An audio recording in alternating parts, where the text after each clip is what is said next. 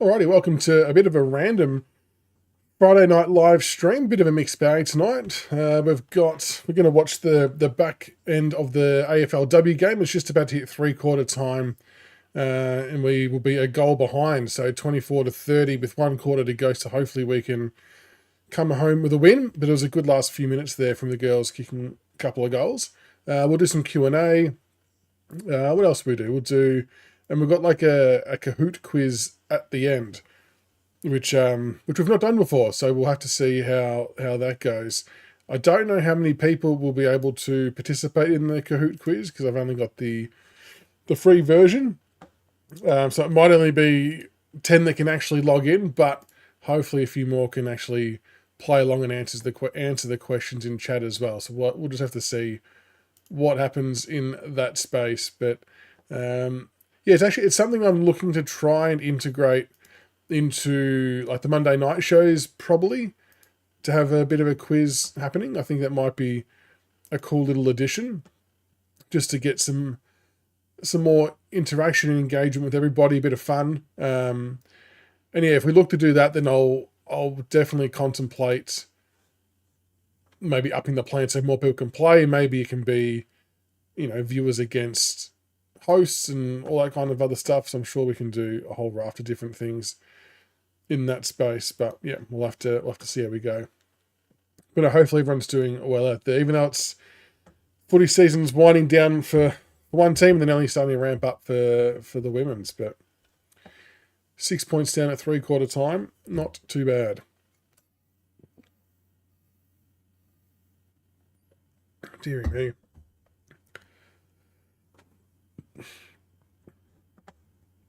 We obviously had the news come out today. Was it today or yesterday? About Dion Prestia signing on for one more year. I can't remember which day it was. I posted about it today. Surely it was today that it happened. But anyway, very exciting for Dion Prestia to sign on for another season. I know that might divide a lot of people, but I definitely do think it's the right call to have his experience and leadership running around with the young kids. They get to learn off him in real time, in real pressure circumstances, I guess. I think that's going to be pretty valuable, to be honest. So I'm more than happy for that to take place. Whether he plays full minutes or full games, whatever it might look like, I guess remains to be seen. But I think we're going to be better off having him around the club for another year for sure. So well done to Dion and well done to the club for getting a deal done. So that's Dion and Lynch locked away. There's obviously a few more on the table that we're still waiting to hear from. Campbell Gray is definitely one we're waiting to hear on. Tyler Young was another one we're waiting to hear on. So there's a few names. Tyler Sonzi. So there's a few more names yet to sign and to see what happens there. Black and White United, welcome. Mate, I don't know. How did Gloucester not make the All-Australian team? Good question. Look, I don't know if our season results play any part at all. Like, I don't think it should or would, but yeah, I was a little bit perplexed that he didn't make it. But yeah, I mean, history shows that he's not really been on side with the All-Australian selectors, doesn't it? But he had a ripper year. I have a funny feeling as well that his last maybe 3 or 4 games weren't the best. I know one of them he got injured and was subbed out, so he didn't have much of an impact. But maybe he just didn't round out the season as well. I don't know. It's really clutching at straws as to why, but just the team in totality is it's always been a bit of a farce, hasn't it, really? Even like Worrell not making it was a bit weird too. So there was plenty of question marks. Exactly right, Leo. That's always my beef with the All-Australian team, is the lack of positional accuracy typically, like just dropping 10 midfielders in whatever spots. I'm not sure if they still do it as much now, but the bench was, I think, all midfielders, so no real coverage for any other position. Tristan Sherry doesn't get a look in either. It was, interesting selections. But, I mean, it's not the be-all, end-all, I guess, but it's nice reward for effort, I guess, for players. And then Jeremy Cameron is captain to top it off, and even he thought that was crazy. So there you go. Yeah, Seb, VFL tomorrow. Very, very good.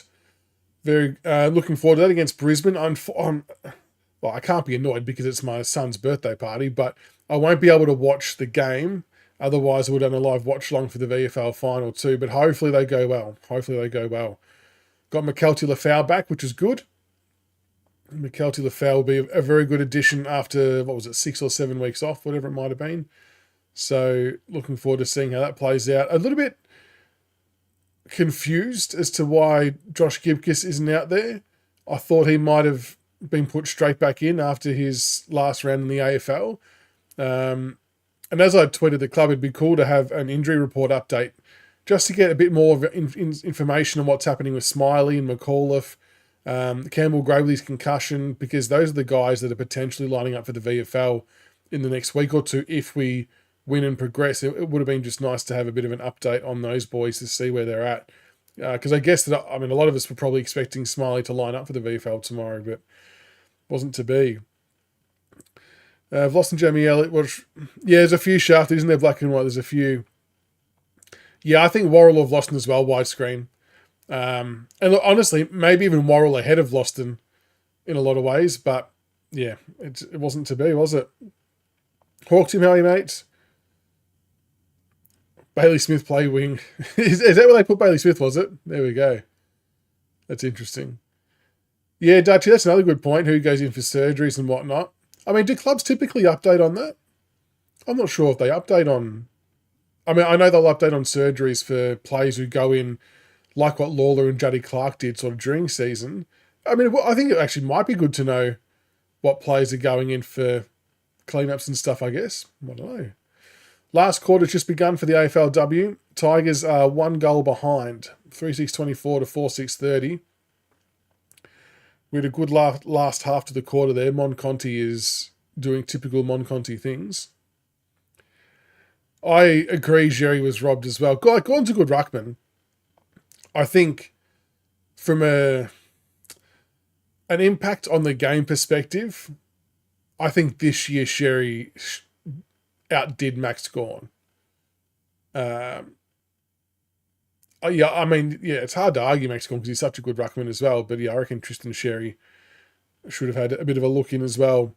Interesting, there was no backup ruck either, though. Usually they go with a backup ruck, but no dice. Oh, we do Dutchy? Okay, there we go. Well, yeah, we'll have to keep an eye out. Hopefully they put something out. It'll be good to keep updated. That's going to be holding the ball. Rational, Chris, only 5 Tigers made All-Australian in 17, 19 and 20. Is that right? In 19, Prestia was the best and fairest. In 20, Short. Yeah, that's interesting. I didn't realise that's how low it was over those periods. Only 5. That's crazy, isn't it? I remember there was a year when Jack Rewalt won the Coleman and didn't get put in the All-Australian team. I'm like, when does that ever happen? The Coleman medalist not making the All-Australian team. I think it's happened maybe twice. Was it Tom Hawkins maybe had one where he won a Coleman and didn't make it? Yeah, quite bizarre. Quite bizarre. Yeah, Hawk Team saw we re-signed Dion, which I personally like. I think it's a good call. As the Bombers have a shot for goal. Oh, it's gone at the back though. Good. Oh, good tackle, good smother. Just rush it through. Jesus. Yeah, I think signing Prestia was a good call. What does everyone else think in chat? Geelong had 8. Is that right? 8 and 1 premiership year. Holy shit. That's huge, isn't it? The Bulldogs had a few, didn't they?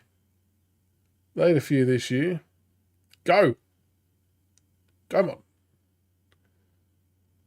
Oh, if that sits.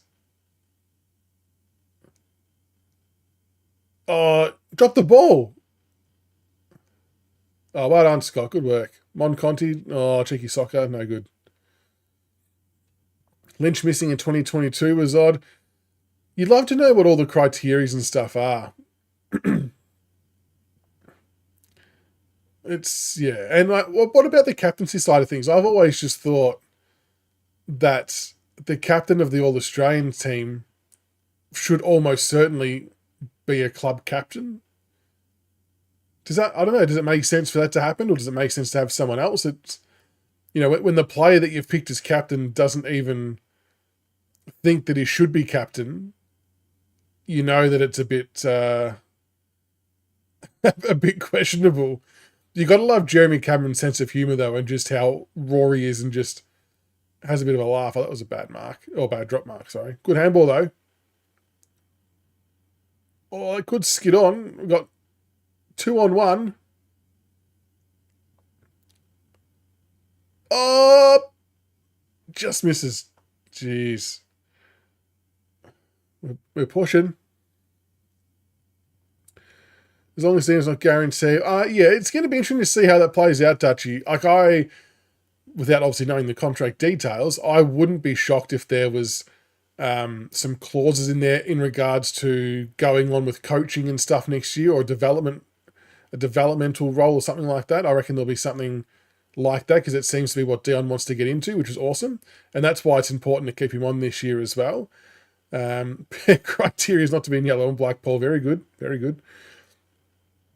But we've said this before on the show, that at some point next year, if it is, I mean, we know it's Nathan Broad's last year. He said that himself. And there's the chance that it's Tom Lynch and Dion Prestia as well, or they might go another year, which, depending on how they go through the year, I'd be okay with as well, because as I've highlighted before, I really do think there is a need to stagger how these next lot of retirements happen, to minimise the damage.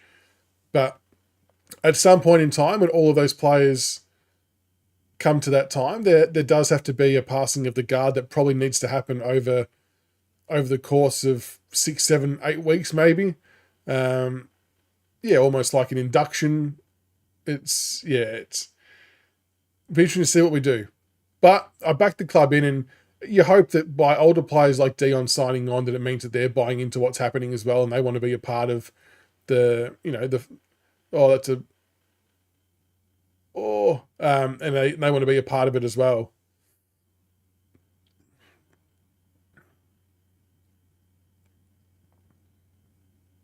I'm not sure if you're being serious or not, Craig. We're talking about both. We're watching along with the women's and talking about the men. I was just answering a question. The women's players have gone backwards. Yeah, it was a good contest. Is it recruiting? Is it game plan? Is it, I don't know, it kept feeling like that we were putting the players in place with the women's team. It hasn't just seemed to click. I still, Mon Conti, I still think is one of the best AFLW footballers going around, and whether I'm Richmond biased or not, potentially, but she's a jet. And the fact that she can then just go and play basketball at a high level as well, just a freak of an athlete. Yeah, replacing Steve Morris, I don't know. I agree, Damon. I think that is a big loss. Especially being the backline coach as well. It's I don't know. I don't know whether we'll go external or go Katie. Oh, we got anyone there? Out the back? Oh, Gross. Oh, jeez. The soccer was on, though. I don't... Look, usually I'd like the players to pick the ball up there, but the soccer was actually on there. Just couldn't pull it back far enough. 27-31. 9 minutes 50 left in the last quarter. We've kicked the last 3 behinds. We are pushing. We've pretty much had the ball locked in our front half for the last 2.5, 3 minutes. I'll have to get my wife to do the Canva tutorial, Tim, because she's the one who sort of puts them together. I just add the names. I just add the names on there. So she's probably the best one to do the tutorial. That throw in, could that have been any more angled down towards Essendon's way? That seemed a bit misdirected, if I'm being honest. High tackle there. We get another inside 50 here. RFC, how are you, buddy? Where did I see your comment earlier? So I reckon if Dion's can stay in the park, he'll play beyond. Possibly. I mean, I know he obviously missed... Oh, hang on. Hicks? No. Oh, nearly a mark. Yeah, I think that's an important thing to acknowledge, RFC, with Serple getting Prestia through to 13 straight games, whatever it was. I think that was a pretty impressive effort, albeit the start of the season didn't obviously go well for him. But yeah, maybe he does. And maybe if the bench extends to 5, that's the secret for him. 450 stoppage. Oh, that was a lucky kick off the ground. That's holding. Just got a bit overzealous there with the tackle. Good to see we lose the free kick count in AFLW as well, 20 to 15. But yeah, I mean, yeah, if Dion still gets through the year and is fit and firing, I'm definitely more than happy for him to keep going. Like, as long as you look at his last game, 30 disposals, 2 goals, whatever it was, good numbers against a good side. So we can't complain, can we? Yeah, it's fair call, Rational. Fair call. Yeah, outside blood, I think, could be the way to go as well, Dutchy, just to get some fresh eyes in. Get some fresh eyes. Give them on. Oh, I'm not sure how the umpire could have seen that, to be honest.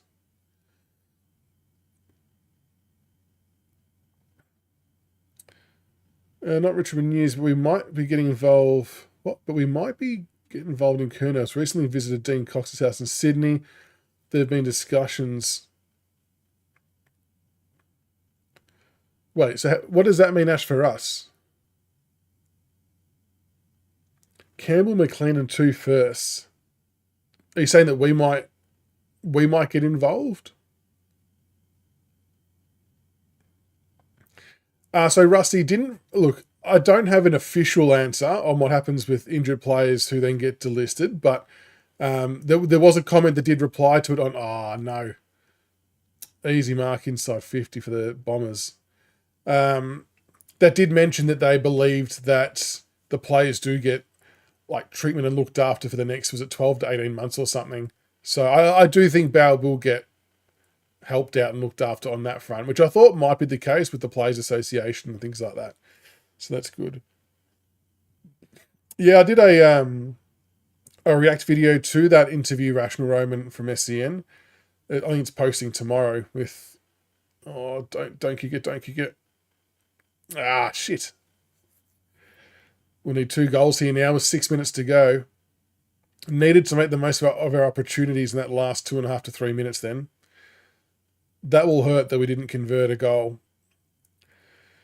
But yeah, it was interesting and a little bit of a shock to hear Kane Corns and Tom Morris both giving praise to Richmond for the way they've rebuilt, going kind of all in.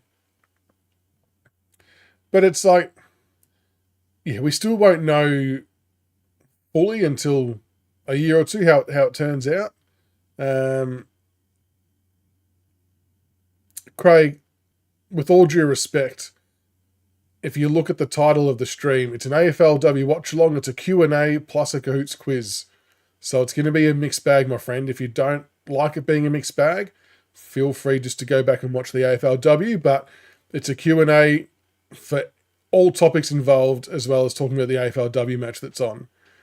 So that is the title of the stream, and that is what it is going to be, because we weren't even doing... This wasn't even meant to be the live tonight. We're just throwing this together at the last second, so... It's a mixed bag as the Tigers exit the middle. Or that, jeez. Was that a push or was it holding ground? Not sure there was an extension of the arms there. Jeez, they can be harsh. Yeah, Ali, I feel bad for Barrow as well. Like, he kind of had it all set for him at the start of the year, didn't he? He was in the starting lineup. He had a good pre-season. That's too high, surely. So they miss that one. Good to have Lynch back out there as well, just quietly. But yeah, it just didn't click for him, did it, Bauer? And then with the other forwards that we drafted, it was pretty much up against it to get a spot. Oh, that's a dangerous kick, but it might work. No. Ball!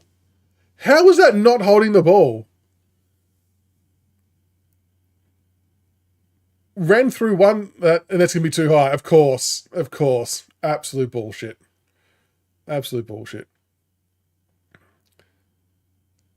Nothing changes between men's and women's in terms of not getting paid the obvious free kicks.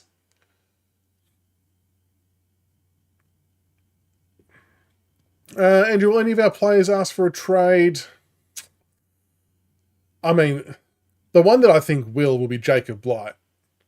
I'll turn that over.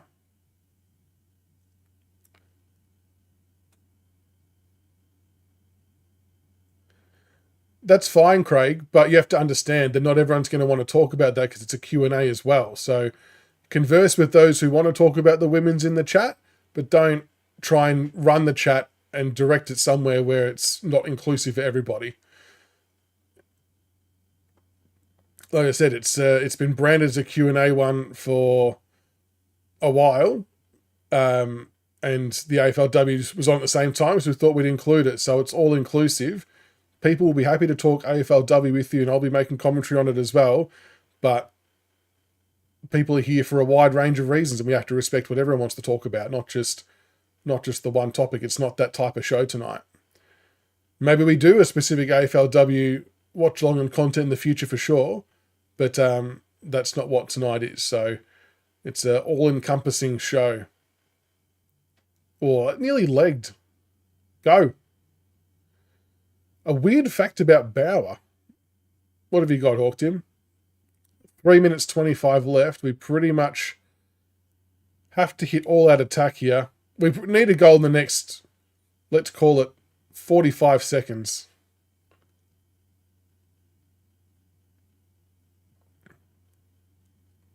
The Indigenous ball does look good too. Go, you're out, you're out, you're out.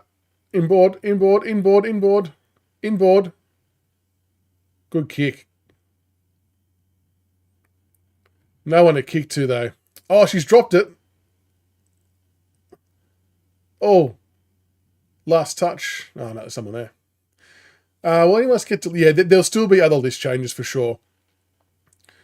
I guess the Kalina and the Bauer one was pretty much able to happen because they're injured and out, they're not taking part in VFL anymore, that they could have that conversation and make that call. But there's still all the other players are still, I guess, VFL possible, with maybe the exception of Dow.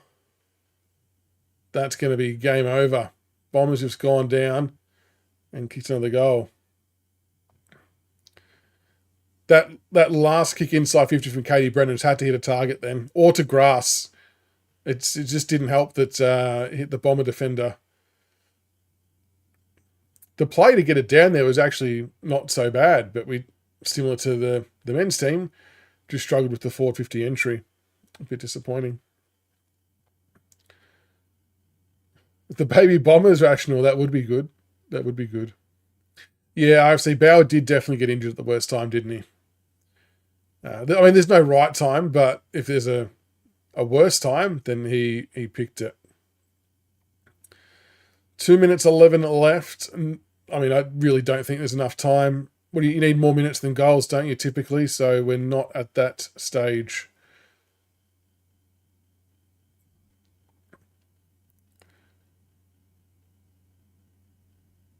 It was called Bayer. Bayer by BT.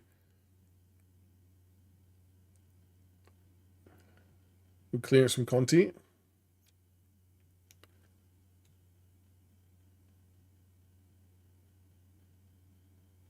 Oh, it's going to dribble out too. Go, just get it. I know there's not much time, but get in there.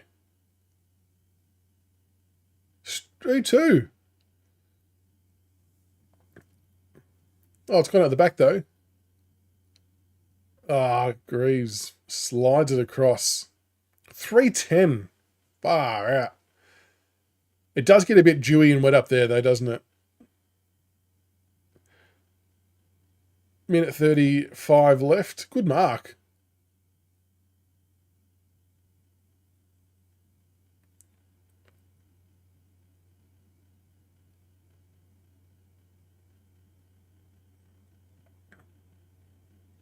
No, we just haven't got our shit together up forward here. Oh, a bit of a push.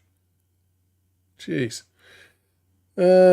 Interviews are still happening Well, I shouldn't have either all happened or they're still happening. One of the two. Oh, smothered. Bloody hell. Yeah, Paul. That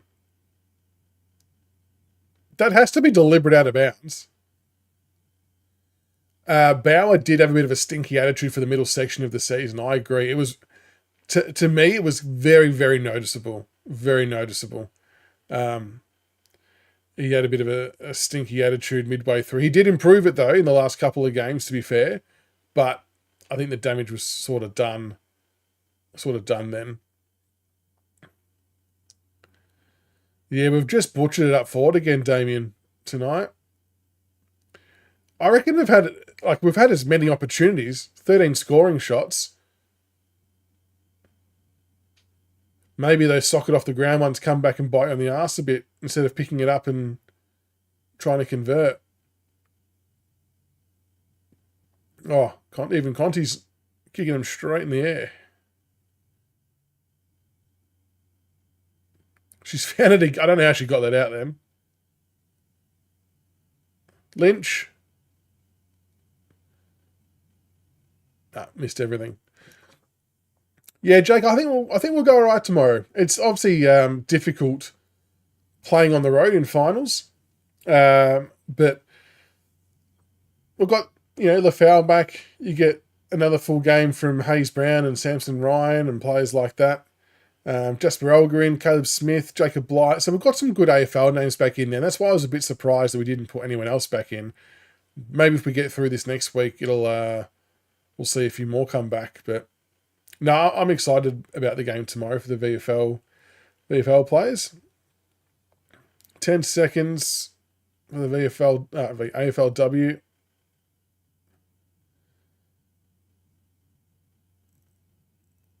There's the final siren, 28-43. Bombers with 3 in a row, and I think we are yet to... Oh, not good. It's like how much of it is players, how much of it is coaching, how much of it is other teams getting better, or drafting. I don't know. But I think the natives will start getting restless when it comes to the AFLW, unfortunately. Jake gutted Steve Morris left. Yeah, I know. It's probably, that was one that we didn't really see coming. When I say we, I mean most supporters. But you definitely can't begrudge a man wanting to spend more time with his young family. Makes complete sense. So all the best to Steve Morris. And then, yeah, it'll just be interesting to see whether we promote from within or whether they go elsewhere. Bring in someone external. Oh, yeah, I don't know. Don't know what they're going to do.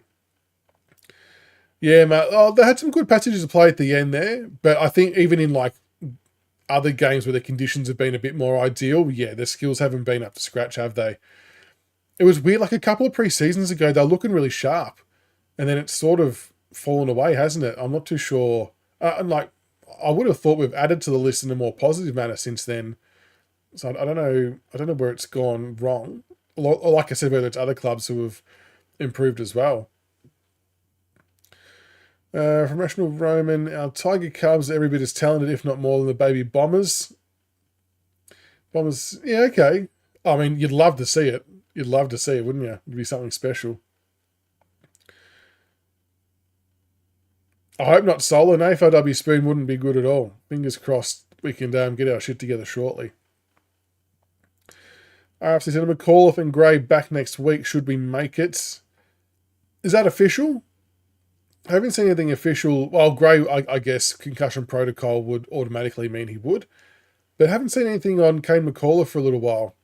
We've only got last week's injury report to go by, but it would be nice to know where he's at with making a return. And that's the thing, like, it feels the deeper we go, the more players could come back to strengthen the side, which is, like, I get torn on that because on one hand, it's good to have experienced senior players back in, but then you feel bad when it's at the expense of the other VFL guys who have done all the work to get them there in the first place, don't you? So it's a bit of a catch-22.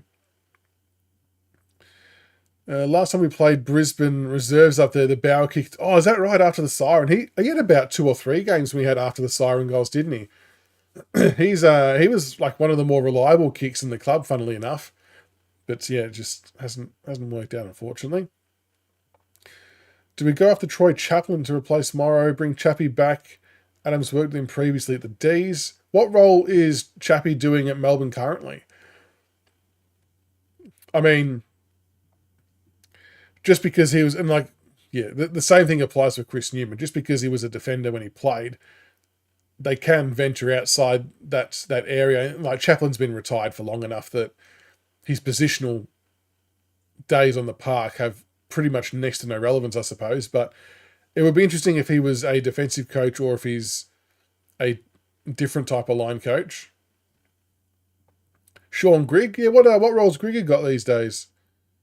Maybe an interesting one to get back. But you would feel like that the people we bring in will be people that have been scouted by Uze now. I know we mentioned like Grigg and things like that, but I feel like that Grigg would be someone that we would have brought in if Dimmer was still there, because he would have that connection. I suppose now we've got to try and think and look at what other coaches has Uze had connection with that maybe can come in and do a role. And this is where, like, is there value in someone like Simon Goodwin? I mean, I'm not always sold on those ideas because it can cause confrontation and it gives everyone an easy out to say, oh, he's coming for your job and shit like that. But, I mean, I don't know. Would there be any merit in Goodwin or Ken Hinkley doing some type of role just to get a bit more senior experience? I'm not sure. I think we need to be open to anything and everything. Make a big offer to Sean Grigg, Damien.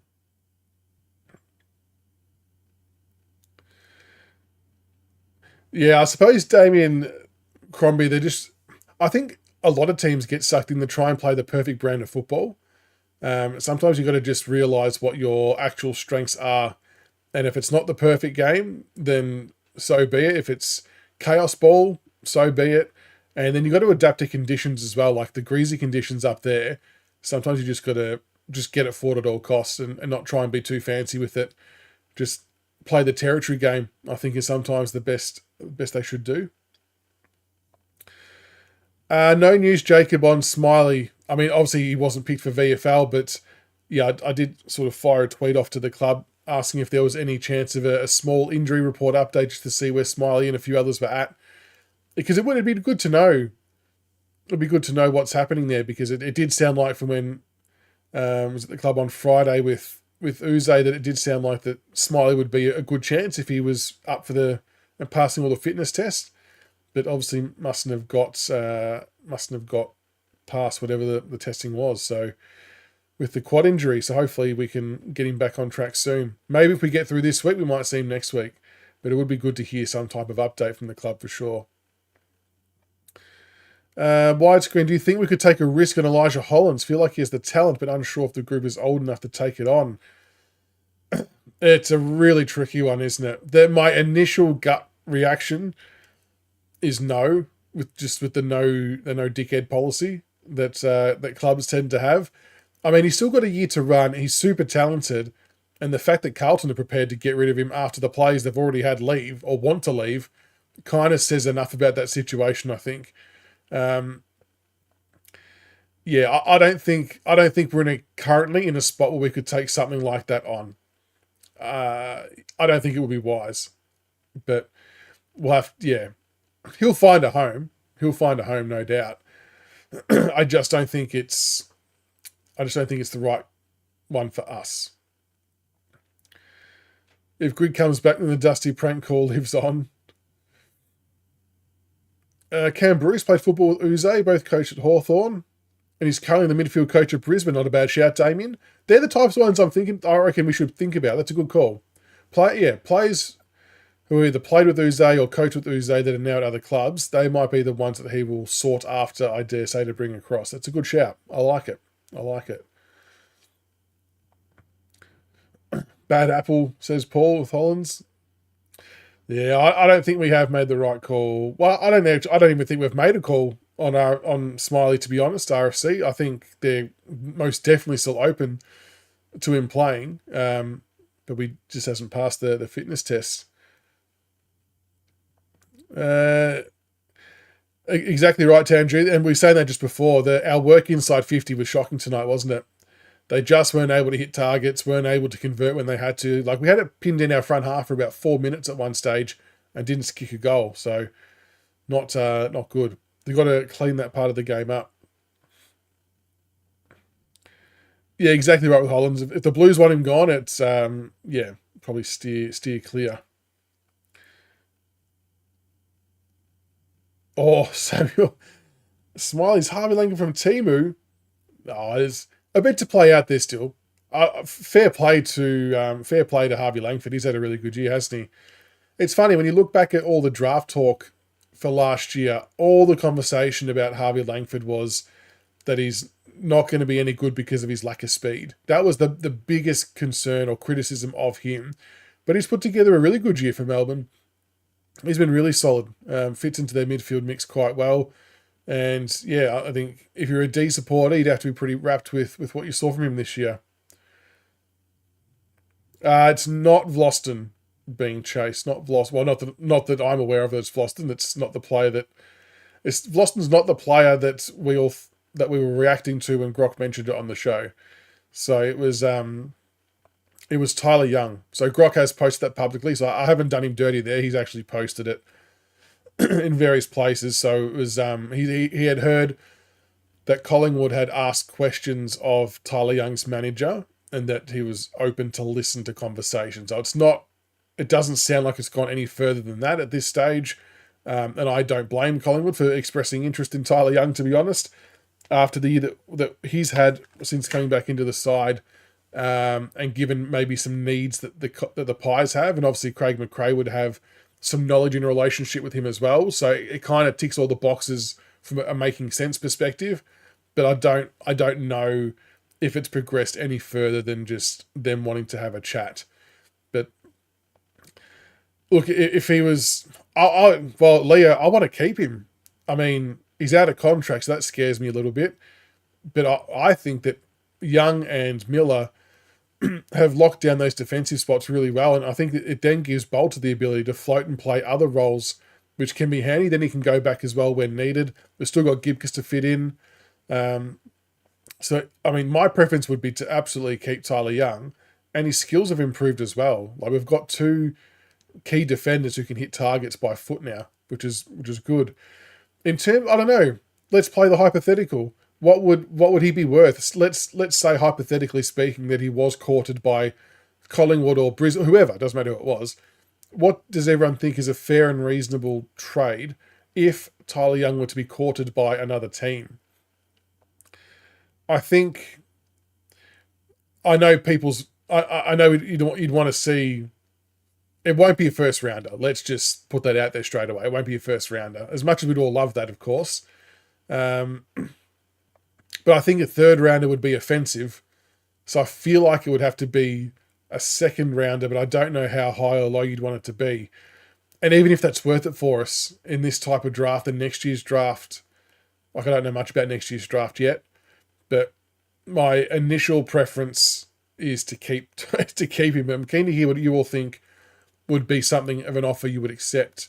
What about, so to Andrew's point, which I think is what you were getting at, what about a straight swap for Beau McCreary? Now, that I wouldn't be against.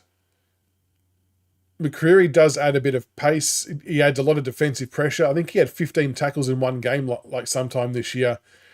And he kind of would be a player that I think could play a good role for us straight away. So I think I'd still rather keep Tyler Young, but if he wanted to go, hypothetically speaking, that would be, I think it would be a break even, which is sometimes as much as you can ask for. You can't always win trades, can you?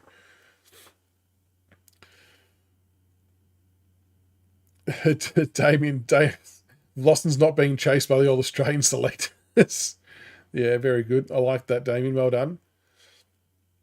Yeah, well, we all jumped. I think we're all shocked to see that name when Grock wrote it. I was expecting Vlosten when it first came up. That's what I was expecting. And then to not see Vlosten, I'm like, oh, shit, okay. It's interesting. Yeah, I do too, Andrew. I think he'd be a good fit for us, McCreary. Bolton needs to play in defence, says Dave. Tyler would be a late second round, and I just don't know if that's good enough, is it? Like, I don't know if that helps us enough for the now, if it was to eventuate. If it's Collingwood has to be a first in next year's draft, Collingwood have said they don't need, okay, picks. Oh, we'll take a first rounder for sure. Yeah, it's a tough one, isn't it, Leo? Because like we do have surplus in that area, right? Like we've still got Campbell Gray, who'll come back in at some point, who really looked every part of an AFL player when he was playing. Josh Gibcus to hopefully step up and stay in the side. And then you've still got Miller, Bolter to go back as well, if that's where, well, Uze has said that's where he sees him playing. Luke Traynor plays in defence. But it just sucks to lose quality players if it was to happen, doesn't it? Yeah, I don't think I'd like that. Tyler Young started in 22. Yeah, so he would have a... is that right? Did McRae not coach him? I thought there was a little bit of overlap there. Interesting. I take that back. Justin, how are you, mate? And that's the other tricky part, isn't it, Dave, is that Vlosten and Broad are going to be gone in a couple... Well, I reckon we can get 3 more years out of Vlosten, is my hope. Broad we know is next year. And then it's just how we, navigate the Vlosten piece. But like I said, I think we can get another 2 or 3 years out of him. I think we need to, essentially. Leo, 2027 will be a massive test for our rebuild. Would see the end of Lynch, Prestia, and Broad plus Vlosten. Yeah, exactly right. Like, part of me thinks that 2027 we should start to see an incline and start to see us not playing finals, but climbing up the ladder a bit more. But it could also see the start of a secondary mini backward step, which I think we need to maybe somewhat mentally prepare ourselves for because of those names that you mentioned. But it just depends on how the progress of the other players to fill their needs come along. Who else we add to the mix? Like there might be some other experienced players we add to the mix over the next 2 off seasons to help mitigate some of that. But it does worry me a little bit how it's going to look when those last crop of players do end up retiring in the next 2, 3, 4 years, whatever it might be. Kid Trillion, I see Houghton more as a forward. I don't think he has the legs for midfield at the moment, but that could change in the future. If you ask Taj Houghton, he sees himself as a midfielder. I tend to think he's a midfielder as well, but I think your point is still true that he won't have the legs or the fitness to play full-time midfield just yet, but none of the draftees would. So I still think next year we'll see Taj split between midfield and half forward. And then maybe in 2027, 28, or you start to see a fully fledged midfielder evolve from there. But I think long term he will absolutely be a midfielder. But yeah, just not for the next year or two. And neither will Sam Lawler and neither will Josh Smiley. It's going to take them a couple of years to get some AFL pre-seasons under their belt to build up to being able to play fully fledged midfield minutes. No, we can't be like that, Damien. If McCreery plays, you've got to back the club in. If they think McCreery is a player that can add something to us, then we've got to back him in. Yeah, look, I think, Samuel, there's going to be a lot of comparisons between Smiley and Harvey Langford over the next decade, to be honest. Still a long way to go to see how it all pans out, but I think there'll be a lot of comparisons, rightly or wrongly. Dave H, do we move on Timmy Taranto or Jacob Hopper to let our next-gen mids develop? I don't think we'll actively try and do that. I think if a club was to come knocking, you would obviously do the right thing and listen to what was being offered. I don't know. The midfield splits need to shift, though. Uze did seem to hint at that for next year, that it will start to change, but the balance has to start shifting. Like, I think there'll be a few red flags if we're rolling through 2026 with the same Prestia, Taranto, Hopper, Ross midfield for 80 to 90% of the CBAs like we did this year. That will be alarming if we do that. And I know you've got to protect the kids and ease them in gradually, but we do need to see that transition to get them prepared for taking it on. But we'll see where it all lands. I know, Leo, I'm the same as you. You just want to see Smiley, Lawler, Taj, Fall, Trainer, Armstrong all play round one. There's a genuine chance that all 8 could play in round one. No reason why they couldn't, which would be very entertaining. Solar, I, hand on heart, have no idea who the 3 players are that Tiggs was going to mention. He sometimes he'll tell me beforehand. He has not told me this time. Sometimes when he doesn't tell me, it's because he wants to see my reaction as well live. So I actually don't know. If I was to guess, like, I would assume that one of them would be that Matt Roses because we're already been linked. But maybe it won't be him. I don't know. I would have liked one of them to be Windhager, but it sounds like he's about to stay at the Saints because they've just upped it to 4 years. Outside of that, I truthfully don't know who else we would look at or go after. So, and it's because it's not an A grader as well. I'm racking my brain trying to think about who it might be. So it'll be interesting to see, who it is. Monday night, 8:30 is when we're doing that one. Justin, so Tyler, no, it's more so Collingwood have allegedly asked the question of his manager if he's interested. Lettuce on the club website quoting Shane Dunn, this off-season won't involve the list renovation we saw in 2024.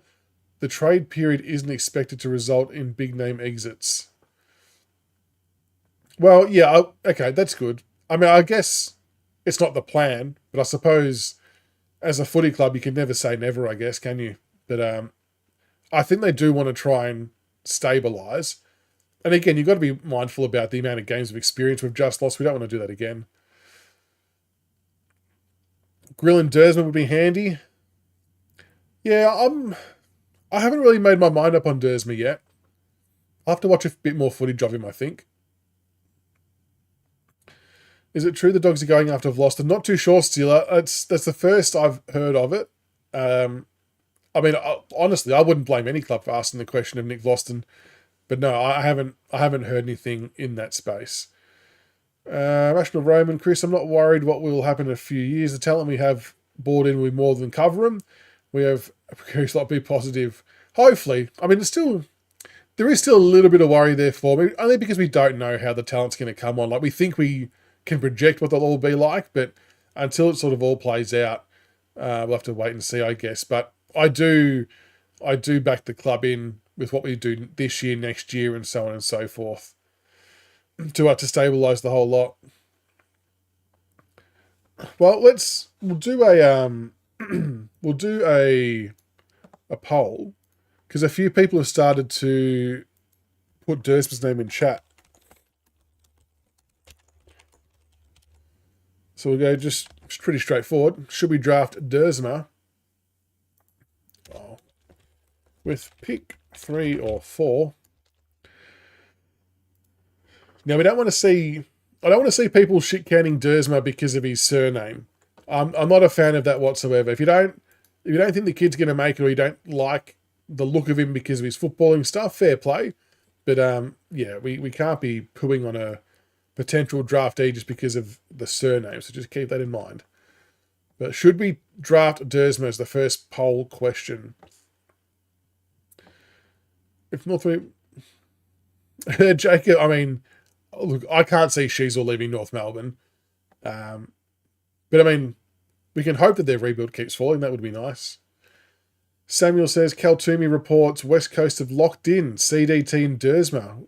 Really? When did he write that? Because I saw his power rankings and whatnot.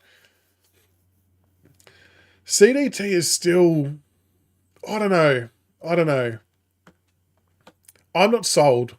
I'm not sold because of the position we're in. I know he's a good footballer, and he's probably going to be a very good footballer. But like, I always see comments when we talk about draft stuff saying, we need a ruck. I'm like, we do, but Duff Tytler won't be ready when we need the ruck to be ready. Like, Nank's maybe got 2 years left. He's not battling, but he's getting sore and tired. He's aging. Duff Tytler won't be physically ready to do the number one ruck role for another four years, really, is how long it's going to take. I know the ruck rules might fast track some of that, but he actually won't serve the purpose we need him for until after Nank's gone. So I think I just think he's a little bit not the right player for us. I think I'd rather trade for the ruckman that we need to replace Nate when we need to do that, and go for mids. I don't know. He just doesn't seem the right fit. Maybe I'm wrong. Dutchy, while the poll's still running, do we see positional changes for next year, e.g. Mantles of the backline? Funny you mentioned that particular name. I have said I'm having a terrible hair day, aren't I? I have said that I could see a world in which Ryan Mansell could get redeployed as a small lockdown defender, which is where he was playing previously. It's a position we don't have an adequate player for currently, in my view. And I always worry when we play teams who have got good small forwards. We don't have someone to shut them down properly. And depending on who we draft and how things play out with Elgar, Green, Morris Jr., and Doveston's drafted as well, you can sort of then recover your small forward part of the ground. But I wouldn't be shocked if Ryan Mantle does get redeployed somewhere else. I think we voted no. That's a good call. If anyone's got any rationale behind their vote on the Dersma question. Voted for Dersma. It's not likely that we get him. We need Dersma for X Factor. What is he, like 192 centimetres, something like that? What do we got? What's the end result? End poll, should we draft Dersma? 58% no, 41% yes. Okay, interesting. Look, it does sound like that he's going to end up at West Coast, right? But we don't know how that's all going to play out. But, I mean, what I will say is Cal Toomey's first 10 picks are usually bang on the money. History shows that. But then it's like, well, so if they do take CDT and Dersma 1 and 2, who would everyone take with pick 3 and 4, assuming that we hold them as exactly as they are? I mean, you'd have to take Sharp, I would think. Sharp and Lindsay would be a good get. I am in the camp of I would be open to splitting the pick too. I think there's enough. It sort of feels like there's enough players of the same caliber of quality that if you got Gold Coast picks or whatever, that you could still get a Grill, Hibbins Hargreaves, someone like that coming. I don't know. I reckon that there could be some merit in splitting the pick. I know traditionally you wouldn't split a high first round pick, but it just depends on how you value the players that could still be there if they're of similar ilk to the players at that pick, and I think they kind of might be. But I'm also not a draft guru, so there'll be smarter people than me that will know the answer to that. Yeah, so Sol, that's my thing. Duff Tyler, I feel like if we were to pick Duff Tyler, that he'll be trying to play forward too much, and we've already just drafted 3 key forwards. It just that's why it doesn't make sense to me, that's all. I just don't think he fits us. The plan for Kellaway, I would assume that we're relying to what Kid Trillian said. I assume we're going to rely on him getting past pick 53 to just get him with a list spot. I think he's had a really good year. And I sometimes think he's been harshly judged because he doesn't have that one exceptional factor. He does a lot of things very, very well. But yeah, we'll have to see where that ends up. It'll be interesting. Yeah, Jacob, I'm kind of with you. Like, the more I sort of look up stuff and watch the highlight packages and things like that, I'm really buying into pairing Taj Houghton with Hibbins Hargrave if we split a pick. If we don't split a pick, I don't think you could pick Hibbins Hargraves with pick 4, but you could pick him with a 9, 10, 11, 12, whatever the split pick might be. But if you could walk away with Hibbins Hargraves, Grill, and a Lindsay or something like that, and that might be a pipe dream, but that would be an unbelievable haul to then pair them with Houghton, Lawler, McAuliffe, Smiley. I think that would be good. A lot of love for Lindsay and Grill. Lindsay, Grill, Sharp. Do we think is Sharp very similar to some of the players we've already got though, or would you still take him no matter what? Like, I'm trying to wrap my head around, is is Josh Lindsay a better need for us right now than Dyson Sharp if he was there? That's probably a big question.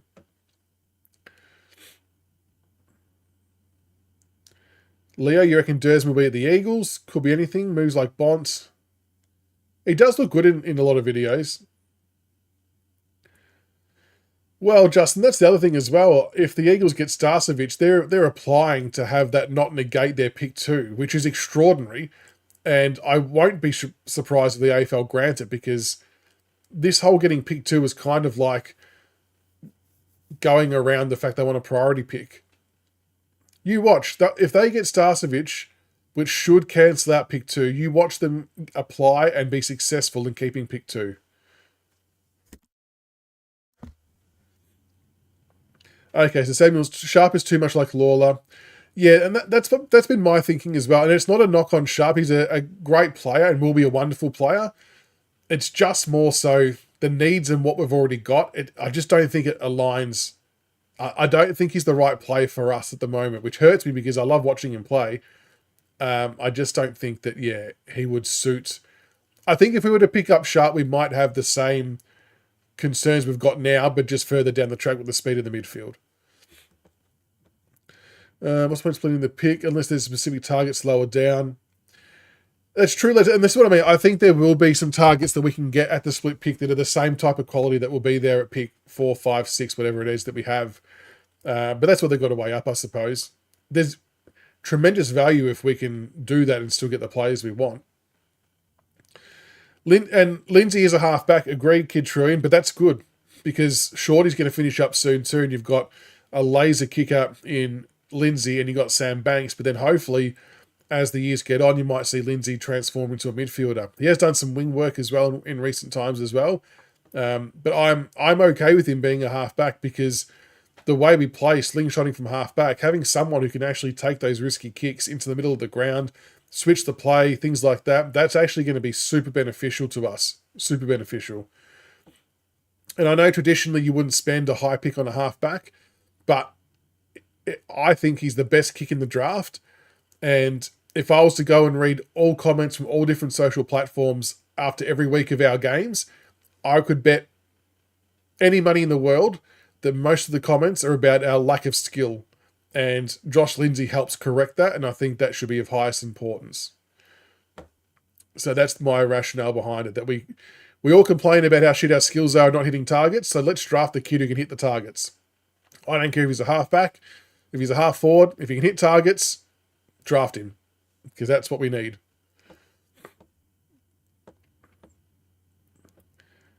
Jones Racing, you watch him get away with it. You watch him get away with it, mark my words. The Eagles I'm talking about there. We need kids, and like Z-Man, we need kids who are going to play 23 games, no injuries. The more you look into these draftees, the more you realise that pretty much 90% of them have all got injuries or all had injuries recently. It's just not avoidable. I think we just got really unlucky in a lot of ways this year. But if you had a crystal ball, I think there would definitely be a really nice criteria to hit just to play 23 games. In a lot of ways, the one who played the most games for us, Luke Traynor, was probably the one we least expected to play the most games based on what we're hearing in the lead up to the draft.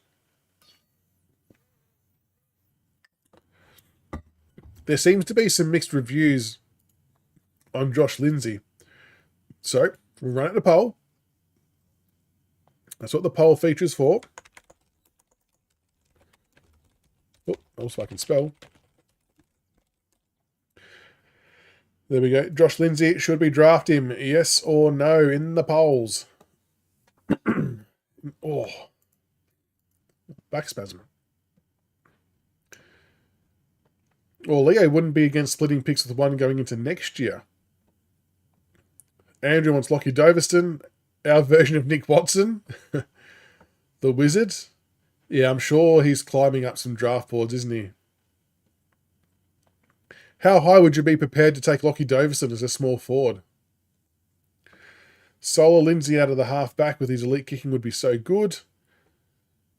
If we get Lindsay, he's basically a Salem 2.0 but better. That's not a bad thing, is it? I guess it's just being able to justify the price tag, I suppose, isn't it, in terms of picks? Did I look like Hayes Brown? Is that a good thing or a bad thing? Hopefully it's a good thing. Lindsay should be a lock, says Dave. Yeah, Hawk Tim, Lindsay to Taj would be very nice to watch. Is that right? Lindsay and Lawler play cricket together. There you go. Josh Lindsay also commented on Archie Daffy's Instagram post yesterday. There you go. There's a bit of pointless information for everybody. When our Cubs become regulars and replace the older players, skills will go through the roof. Hopefully. And yeah, Sonji's a real doozy, isn't he? Obviously, you all know, I've been on the Sonji bandwagon for most of the year. And again, we complain about skill level a lot, and he's one of the kids or the players, the younger players who can hit targets. So on one hand, you obviously want him to crack in harder and put your head over the ball and do all those fundamentals as well. But on the other hand, he can hit a target. It's a really tricky one. Really tricky one. Yeah, Murphy. Did he play every game, Murphy Reid? He had a good year, didn't he, Z-Man? He was good. He was good. Lindsay's way better than Grill, says Kid Trillion. All he has is speed. Yeah, and so this is where I think, to your point, Kid Trillion, that splitting that pick 4 might allow us to get Grill at a slightly higher pick, but then with the benefit of picking up another secondary player as well. I mean, he did look good in our VFL team. I thought he settled in quite well and did some really nice things, which is always a good sign.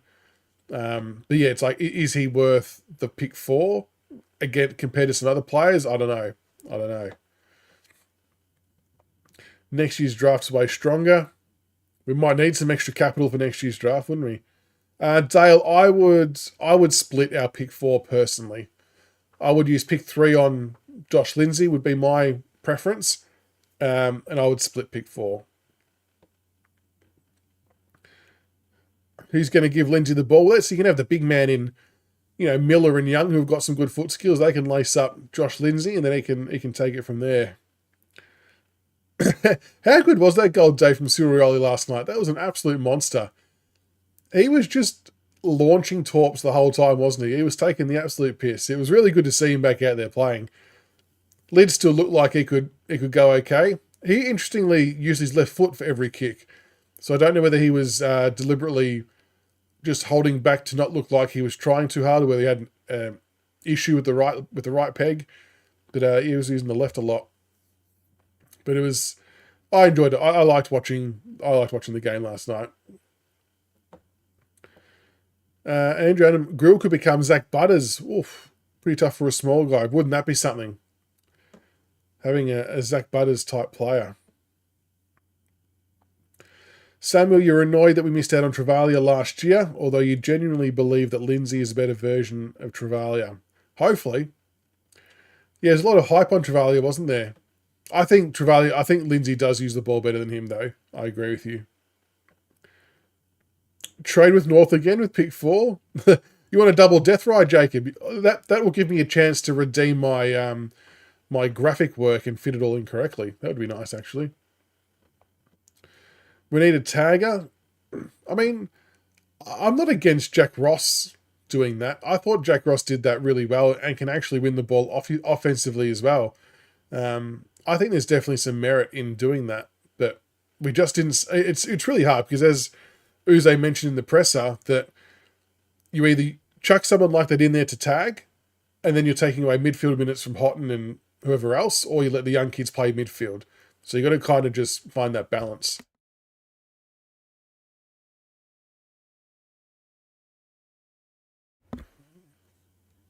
Yeah, there could be a lot of late bolters, Dutchy.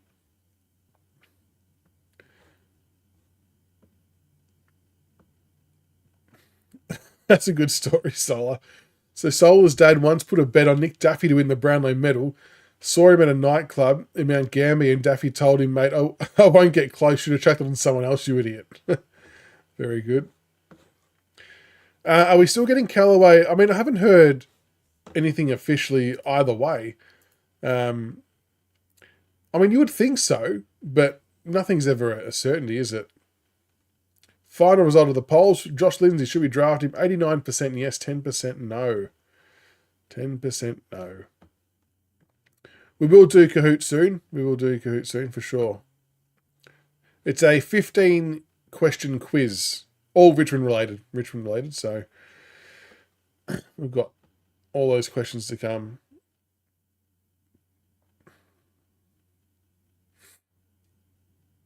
Oh, yeah, I disagree. I think he does have good foot skills. He takes off some dangerous kicks and lands a lot of them.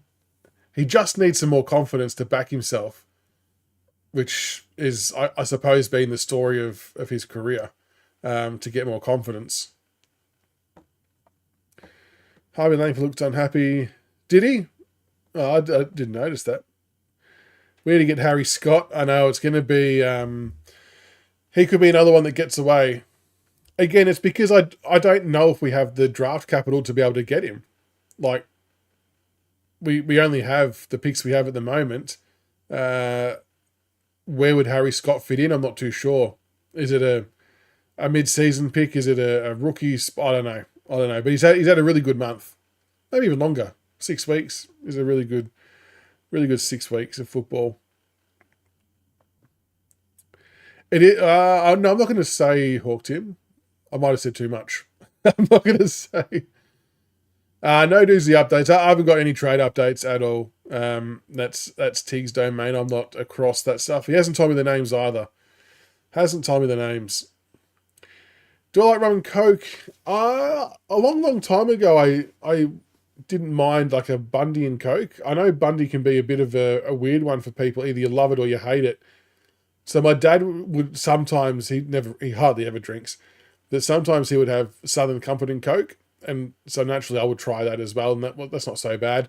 And typically people who like Southern Coke don't like Bundy, but I seem to not mind either. But I don't really drink a hell of a lot, to be honest. Just trade future pick, back into the draft. There's so many things we could do. Harry Scott would be top 2 in our BNF. I think there'd be about 5 or 6 ahead of him, I reckon. We will do a live for our best and fairest as well, because we're going to do a video for the Tigercast Player of the Year award to see how close we get. Who did Dill have as taking letters? I've actually reached out to Dylan to try and get him on to talk some draft stuff. So hopefully we can get something like that going. DeLis Smith, Dow, Ralph Smith, or I'd be keeping Dow, and I don't think we won't get rid of Ralph Smith either. Smith might be in a bit of trouble potentially, but yeah, I would personally still keep Dow and Ralphie. You can't cut too deep. You got to be careful with how much we cut. I don't know if Razzo's on the radar. I really like seeing Razzo. I like seeing him play higher up the ground, like what Morris Jr.'s done recently. So do we... Yeah, I mean, there was a lot of love for Razzo in the mid-season draft, but we didn't obviously go down that path. Even like Al Noor would be another one that I would assume that clubs will have an eye on. So we'll have to wait and see if more of our VFL players get pillaged from the draft this year. Wouldn't be shocked. Frank says Tyler Young 3 years, Campbell grade 2. I'd be happy with that. I don't think that would be a bad thing at all. I wouldn't mind it. Is Judd McVie worth looking at? I've had a few people mention Judd McVie Solar. I don't know enough about Judd one way or another, but when I sort of re-asked that question, people seem to think he'd be not a bad get. Got some pace, uses the ball well from what people had said. I think we need to be open to explore any option. Justin, my dad was at a Collingwood function as he worked at a company that sponsored him. This is while Buckley was coaching. Buckley's wife was apparently my dad and Buckley's... Oh, God. I don't know if I should have read this out. An impression of dad. Punch him in the face. Eddie Maguire. Oh, God. Really? That's an incredible story. Wow. That's quite unbelievable, that series of events, Justin. Wowee. Letter Shane Dunn said this. Suggests Boston won't leave. This off-season is different. I won't involve this renovation. Yeah. See, like, it's the wording, though. Isn't expected to result in big-name exits. So that, to me, I interpret that as we're not shopping people around. But I would still say that if a club approached us with an offer that was like, okay, let's listen to that we would you would have to listen. Whether you act on it's another thing. But I think that just means we won't actively shop players around, which is good. Rel Smith, look, he could be in our best 22. I think it's a wing spot is there for the taking because Trainer's not going to be the wingman, according to what Uze said to me last week. They see him as a defender.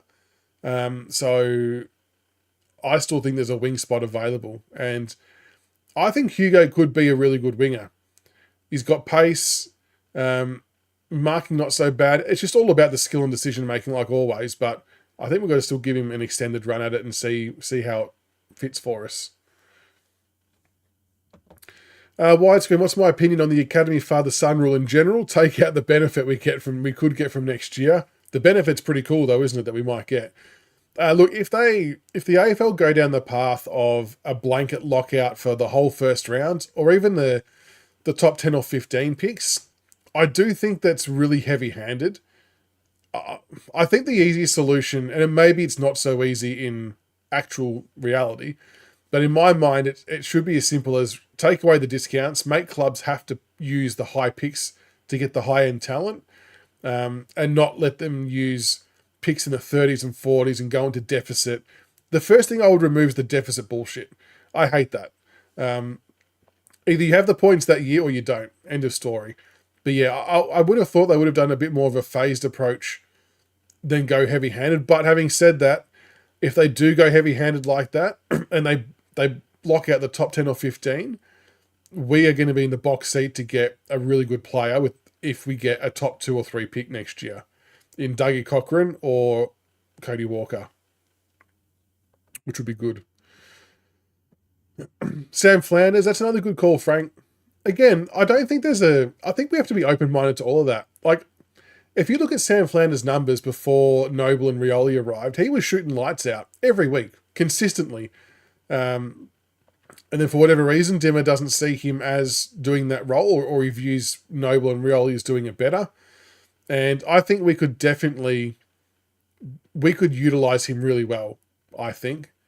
Good user of the ball. I would not be against getting Flanders whatsoever if he was wanting to come over. Haven't heard anything more on Rose's email, no. It'll be interesting to see if that's one of the names Tiggs has or not. It will be interesting. Dougie Cochran on the wing next year, widescreen. He's a bit of a Buddy Franklin 2.0, isn't he? Yeah, I don't know what we're going to do there. Mark, no official update on Blight.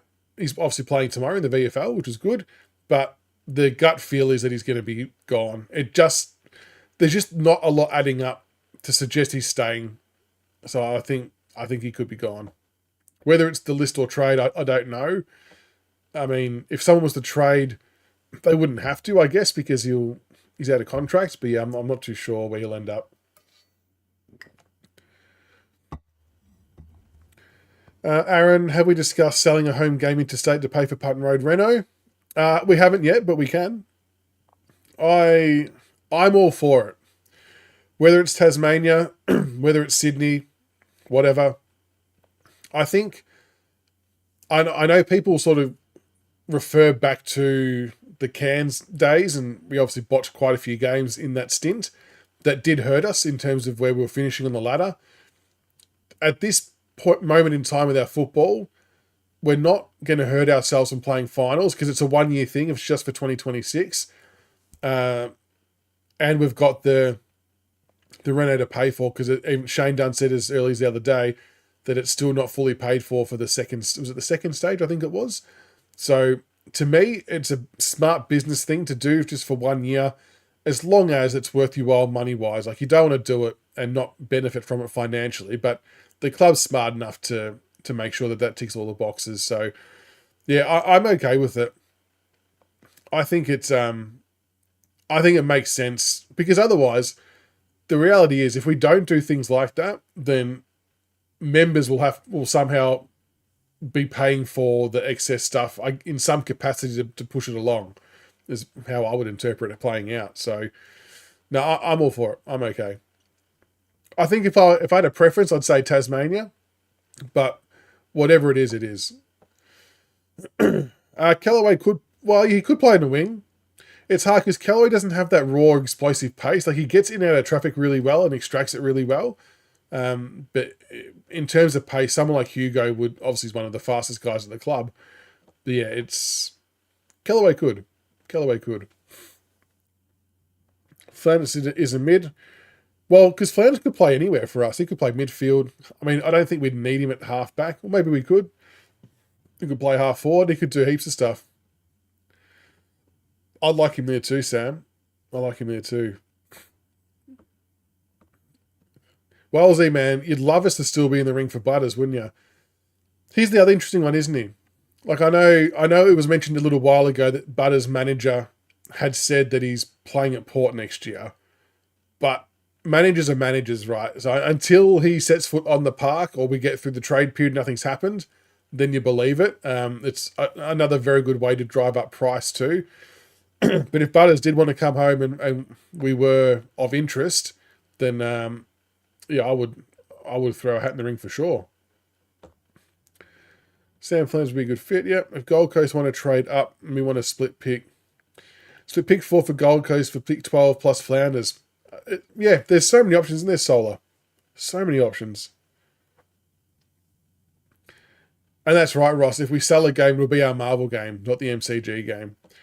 No, Daniel, unfortunately, no Teeks tonight. He'll be on Monday night, so we're going to do the trade stuff Monday. He had something come up tonight that he couldn't get out of, so I just thought I'd still do a live, just a bit of a Q&A, and I've got a Kahoot quiz to do at the end, which will be kind of cool. Jones Racing, want to trade pick 4, swap for Carlton's future first, then use that pick to take Walker just for the melts. That would be elite trolling, Jones Racing. That would be very, very funny to watch.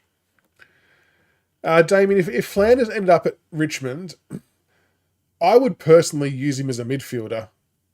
It's so hard because I might get smashed for that because we've obviously got other guys who we need to play in the midfield.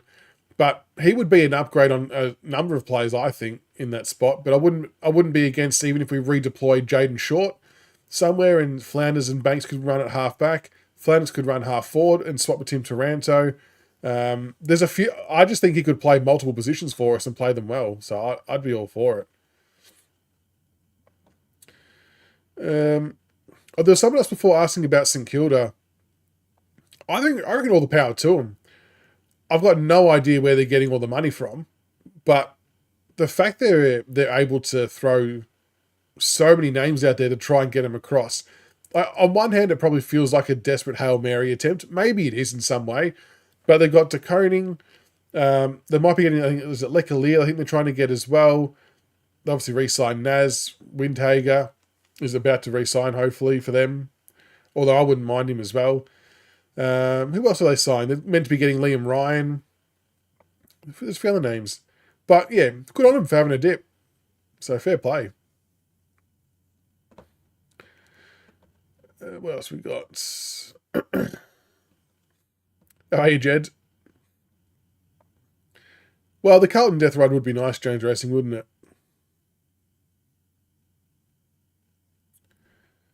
G'day, Mark. The other night, a defender was mentioned that could be traded. No. Well, no. It was Tyler Young. So we meant traded out, not traded in. So Collingwood had expressed interest to his manager, Grock had mentioned, for Tyler Young. So no, I don't believe we've had any interest in Mitch McGovern. We've got no need for him either, with all the key position depth that we've got. Carl, I'd like to split our second pick and choose Xavier Taylor. One of those would be good to spend a season or two with Vlosten and Broad. And that's the thing, like, we need to get as much experience into these kids alongside Broad and Vlosten and Prestia and Lynch as much as we can before they retire, so they're learning on the job. I think that's the best way to try and go about it. But you've got to find balance as well, don't you? You've got to somehow find a way to make it all work. Yeah, I don't know, Rational. Maybe they had banked a bit of the cap and they've got to now pay it all. I'm not sure. Don't invest in Kilda and their money. How are they going to trade for all these players? How many of them are free agents? I mean, De Koning's obviously a free agent. Is Liam Ryan out of contract? Yeah, I don't know. It's a good point. It's a good point. Silvani just offered his son $4 million over 4 to 5 years. How good is that for family business? Jesus. Should we go after Jack from Carlton? As in Silvani? I don't think we will. Where would we play him? I know he's played a lot down back, but we don't really need him down back. And up forward, I think we're probably better off persisting with with Armstrong, Fall, and Sims, Lynch, McKelty. I just don't know where we would fit Silvani in our side. Yes, Oscar Allen straight to the line, Shannon, which is going to get him pick 2, which is very interesting. Agree, Z-Man. And the thing that age bracket, that 23 to 25 year age bracket, that's the type of age bracket that Tiggs is going to be mentioning names that fit within that. Not necessarily A graders. I think they're all B graders, he said. But that's okay. You need those players who can then try and get to A so it doesn't cost you a shitload as well. Oh, I don't know, Rocky, because Young's out of contract, you kind of lose a lot of power there in terms of his trade value if he was looking to go. He might not be. Collingwood might ask his manager the question, and his manager might say, no, he's happy, which would be great, which would be very good. Jones Racing split both 3 and 4. Lower finish next year, so split that as well. We could almost end up with the best 22 4-round one doozies. Imagine splitting all the picks. All the picks. Yeah, I had a few people message me over the last 2 days asking about if I'd heard anything on Tom Green as well. I personally haven't. I don't know if it's just whispers. I don't know where it originated from. Has anyone got any background or shed any light on that? Does anyone know where the potential Tom Green being chased again come from? Interested to know. Would love to have him, of course. Hoops, I think there are some good draftees this year that are pretty good to have. It's funny, isn't it? Like the longer the season's gone and you start to look into more and more draft stuff, the more you kind of think, oh, look, even though the draft's compromised, there's still some handy players here that can benefit us, which is good. Like, you want it to be that way. Not as deep and as powerful as last year's draft, of course, but there's still some good talent available. And then we've got a bit to come next year too with father, sons, and academy, depending on what happens with the rules. But yeah, we'll have to see how that all pans out. But again, I'm really buying into the Hibbins Hargreaves if we can split picks. I just think he's a wingman, half forward, takes big overhead marks, can kick goals and win games off his own boot, has speed. I know he's been a bit inconsistent, or a lot inconsistent, due to some injuries earlier on. But if you look at his best and his ceiling, he could be a really good get. Oh, okay, so you reckon it's a caller and SEN. Right, okay. Fair enough. I wouldn't say no if he was wanting to come across, but someone said they overheard Hopper and Taranto talking, saying he's coming, Green's go. Really interesting. Can anyone else see Bolter playing as a wingman? A lot of people have said they'd love to see that. I wouldn't be against seeing it. There's a wing spot open.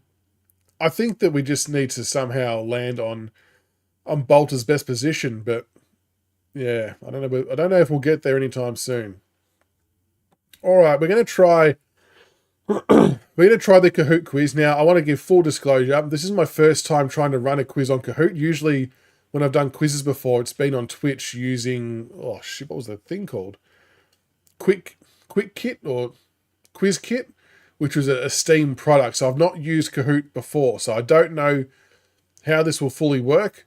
The other thing I will flag is it might only be the first 10 people that can get in that will be able to have their name on the scoreboard. I think I've only got license for 10 people to play. If it goes well, if this is something we want to see more of and do more of, if the participation rate will be high, I will look to get on one of the plans where we can have more people play. I just didn't want to go and buy plans if no one cared about it or no one wanted to play, which is fair enough too. So my grand vision is to incorporate this somehow into the Monday night show. Maybe it's its own show, I don't know. But at worst case, on the Monday night, to have a bit of a fun with some quiz and things like that. But I'll see if I can get this to work. Like I said, bear with me technical-wise to see if I can make this happen. So, okay, it does say up to 10 participants. So it'll be the first 10 in. I've only got one quiz as well, so it's not like I've got a different quiz.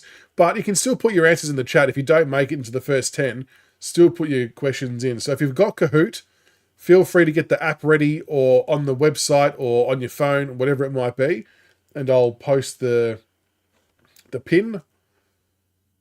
I probably should change. I'll change screen in a second. All right, let's see what happens if I do this. Oh, my head's just covering the QR code. That's a bit silly. Hang on a sec.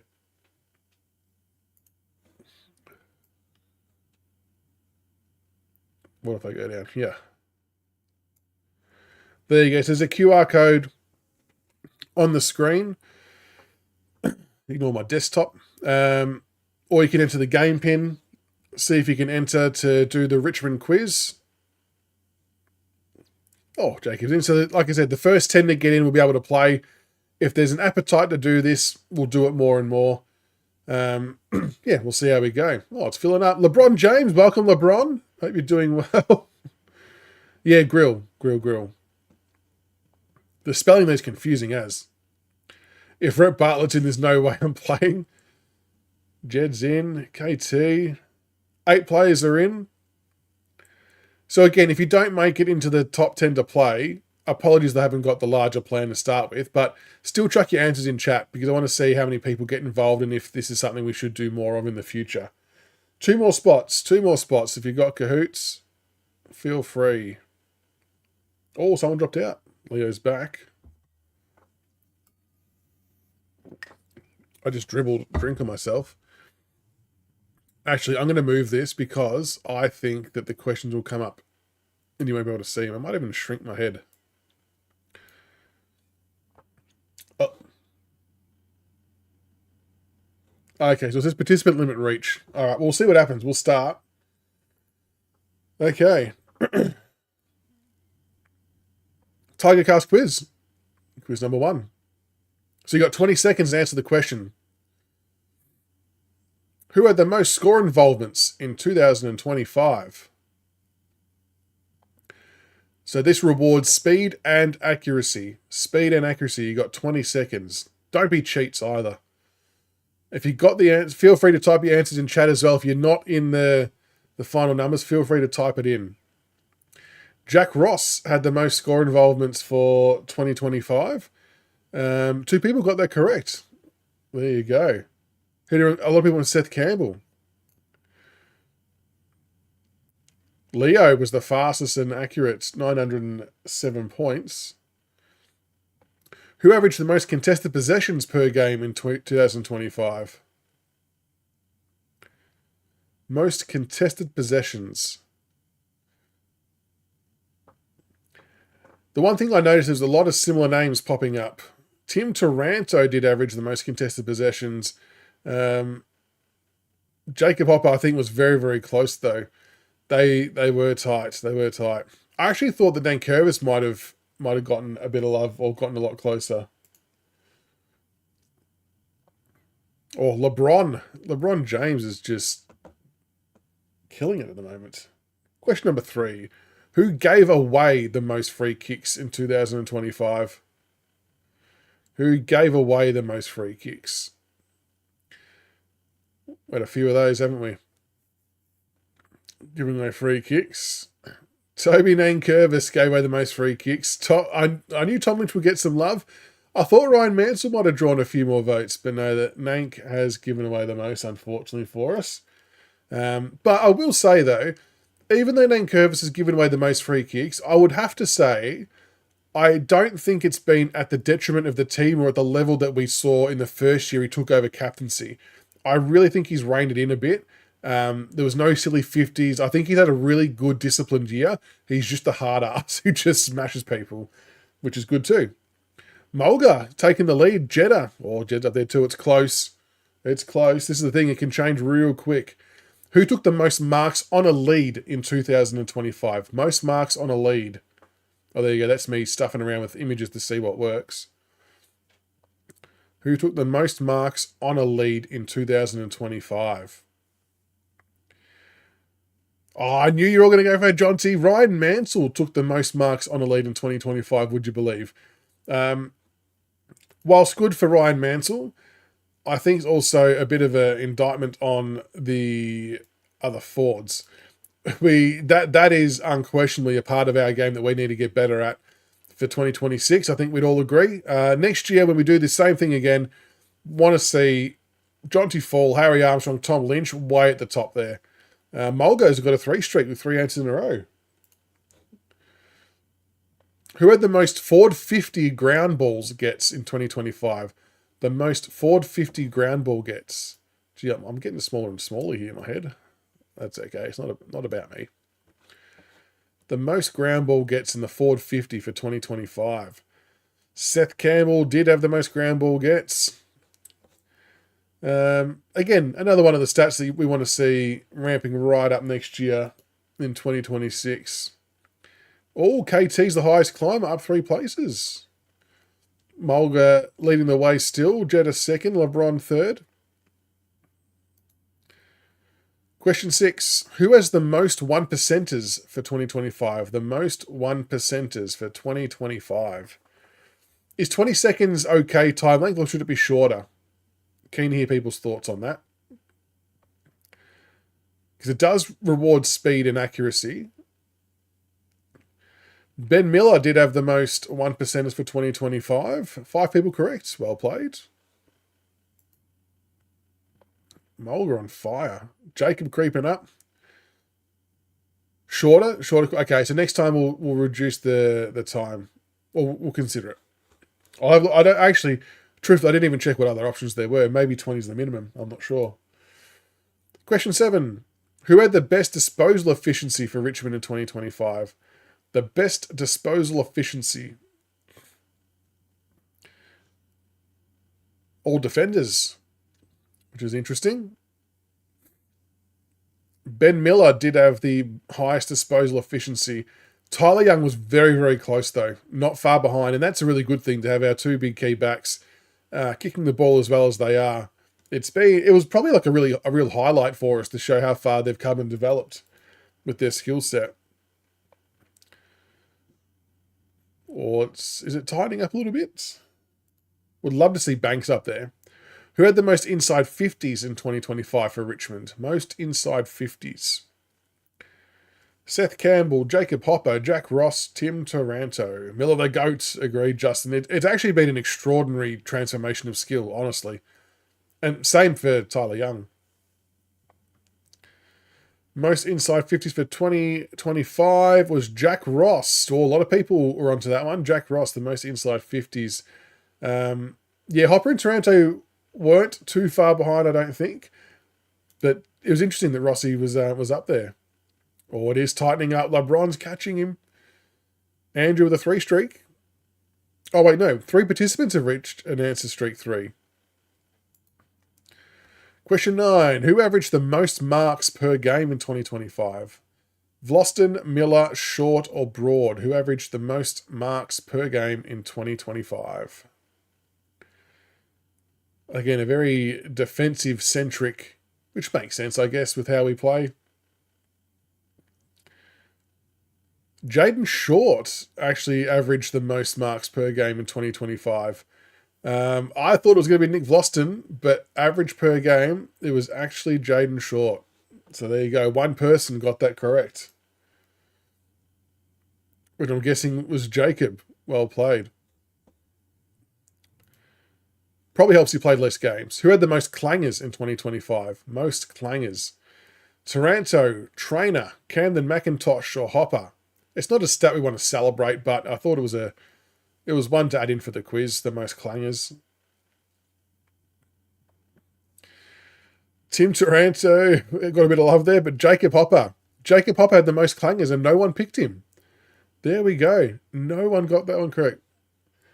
Again, I think it was close between he and Taranto, but no, Jacob Hopper, most clangers. Wow, we found a doozy of a question. I thought Trainer might get some love on that one as well. Question 11, who had the most clearances in 2025? Taranto, Hopper, Nank, or Ross? The most clearances, total clearances. Taranto and Hopper's the same player.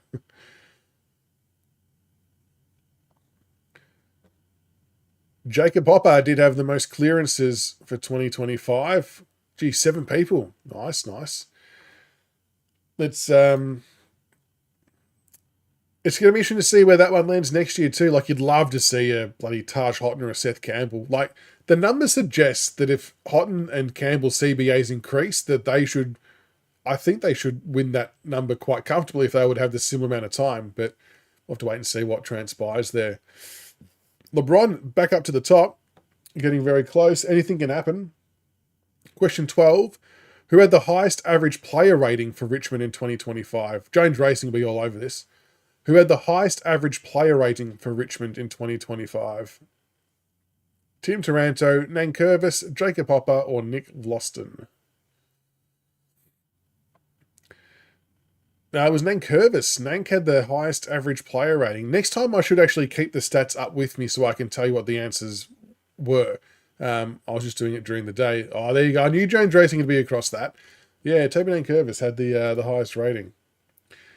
No, the kids didn't, Justin, but we have played Kahoot a couple of times at work during like big all office meetings. We'll do like a Kahoot quiz, and I've done some different quiz stuff when playing or when doing my gaming streaming stuff too. Yeah, there you go. So we've got a couple of questions left. Who had the most rebound 50s in 2025? Nick Vlaston, Tom Brown, Sam Banks, Nathan Broad. The most rebound 50s in 2025. Nick Vlaston had the most rebound 50s in 2025. I reckon what cost Sam Banks is he was doing a lot of work on the wing earlier in the season. If he had played halfback the whole time, I reckon he might have shaded him. But Vlaston being a permanent fixture down back, sees him with the most rebound 50s.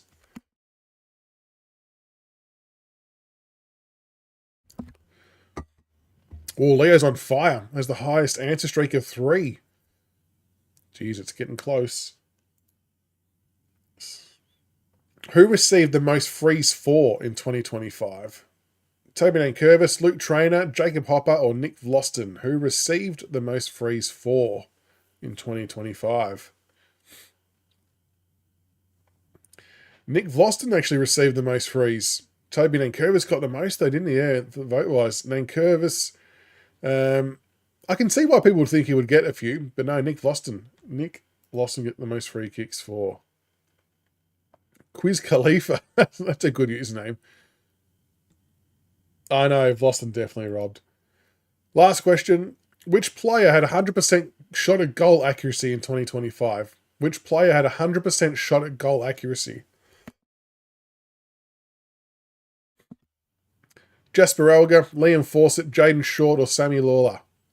100% shot at goal accuracy. Very good to the 6 people who got Liam Fawcett. Well done. He had 100% shot at goal accuracy. I thought that was a bit of a doozy of a stat. But I kind of feel like that his name would have stood out and was maybe an obvious choice in a lot of ways. But yeah, more of that, please, Fawcett. Just over more games. So the podium. That's the end of the quiz. 3rd place, Mulga.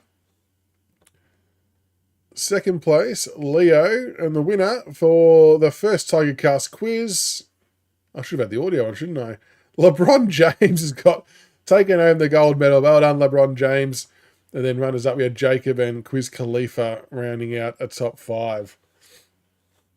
There we go. Does anything else happen, or does it just give us a fancy graphic? What happens next? Oh, there we go. Well, I won't play again because that'll be kind of a little bit pointless. But Whoops. Come on, too easy. All right, there you go. So that was a bit of a Kahoot quiz. What was the general consensus of doing a quiz? Was everyone enjoying that bit of fun? Something a little bit different? Too much rushing to answer at the start. But no, if everyone likes to do the quiz stuff, I think I'd like to build it into one of the shows at some point. And maybe it's different AFL stuff. Maybe it's always just Richmond or things that happen during the week. I don't know. Because I think I think you can do like true or falses. You can do a whole range of different question types depending on what plan and stuff we go on. Well, I did use Wheelo for some of it. And I did use the AFL website for some stats as well. Yeah, I think it's just good. It's good to get everyone involved, people chucking in chats. And like I said, if there's enough interest, I'll up the plan to be able to open up to like 25 spots or something like that, or 50 spots, so we can get more people playing and have a bit of fun with that throughout the year. I think it'll be a good one to do in the off season as well, because we can do, there's obviously a whole heap of shit you can do quiz-wise with Richmond related stuff, whether it's past player stuff or seasons gone by. You can do a whole heap of things. Should get Uzo to do a Kahoot quiz next press conference. I'll pitch that to the club. We'll see how that goes. Yeah, we might do a bit more of that. Yeah, errors draft. Yeah. Well, if anyone's got suggestions, feel free to hit me up on Twitter or the Discord or wherever with quiz ideas. I think there's plenty of options out there that could be used, and there might even be some pre-made ones as well that are, I don't know if they'll be Richmond based, but there might be some pre-made sport based ones that we can do. I'll have to have a look into it all. I'm fairly new to Kahoot from a setting it up perspective, so I'm not too sure what they do or don't do. A potential draft quiz, as in just in relation to like what plays when at certain picks in previous drafts. Yeah, we can definitely do that. So about time you won one.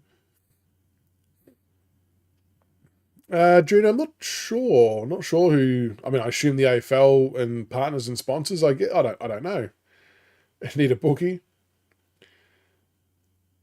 Well, it'd be nice to beat them in round one again. I'm not sure if we'll get that lucky to do it again. Yeah, I think we can definitely do a broader AFL quiz as well, for sure. Facts about the draft class. Yep. No, we'll find some stuff to do in that. And we'll do a few more quizzes. I'll spend some time doing that.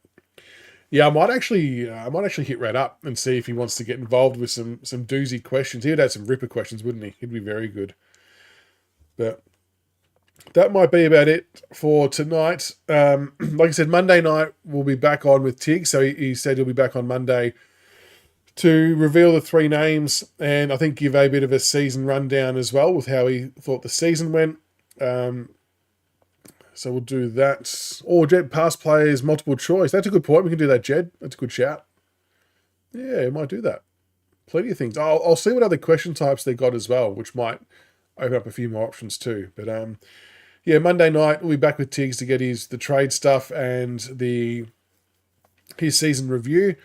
On Wednesday nights, we'll be doing a live stream with a few other creators. Previewing the upcoming finals game. So I know it's not Richmond centric or Richmond based, but there's a few of us getting together to do a show where we talk about all the finals games. So if you're keen to hear more about the finals, feel free to tune into that. So it'll be myself, Pommy, Marnie from Kanga TV and Fiona from Bomber Banter. So feel free to tune into that on Wednesday night, which will be good fun. As we talk about the final series. And there'll be other videos dropping in and out of the week as well. So keep an eye out on YouTube for all of that. But appreciate all the love and support. Thank you for jumping on and having a chat tonight. Unfortunately, the women's team didn't get the job done, which was, a bit of a shame. But make sure you hit the subscribe button as well to YouTube. We're aiming to get to 4,000 subs by end of the year. I know it's a lofty goal, but we've already far surpassed anything that we ever thought we would do this year. So why not aim high again? How would I get baby photos of current players? I can ask the club, I guess. I mean, they're not going to give that to us, surely. I like where you're coming from, Paul. I just don't know how I'd execute it. Unless I go like full Facebook stalker. full Facebook stalker. It's a good concept though. Actually, I don't mind that. I'm just not sure how I'd get around it. But yeah, have a wonderful night, everybody. Thank you so much for joining in. Have a wonderful rest of the weekend. And yeah, as soon as any more Richmond stuff breaks, we'll obviously make some videos and talk about it. No, I can't watch the VFL game tomorrow because it's my son's birthday party, which I'll, obviously be enjoying being at that. But yeah, make sure if we can watch the VFL team, get around them. I know it's in Brisbane. I'll probably do a sneaky score update on the phone, I guess. And yeah, depending on how it goes, maybe we talk about it tomorrow night or over the weekend and just work out, talk about how it all went. And hopefully we see some more players back if we progress, which would be good. That's it. 4K subs and we win the flag next year. Exactly right. Exactly right. Have a wonderful night, everybody. And I'll see you on Monday night with Tiggs to do the trade stuff. So make sure you tune in for that. I'll send out a post and let everyone